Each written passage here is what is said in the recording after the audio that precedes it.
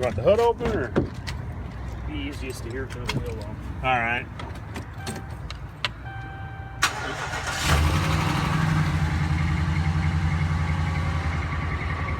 Hear the real bad knock right at the beginning. And you hear that rattle.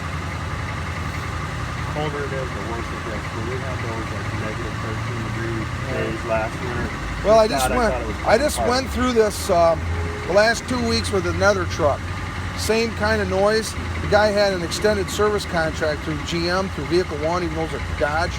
Okay. He tore it apart and didn't find anything wrong in there.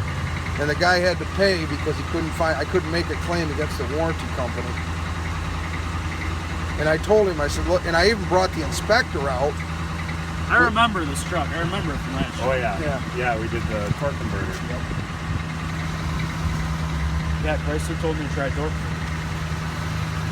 Yeah, I think they were thinking maybe it was hitting the So are you going to leave this covers. with me here today? I can if you need it. Well, I'm probably going to... Obviously you'll need it, but Yeah. I don't know if you have time.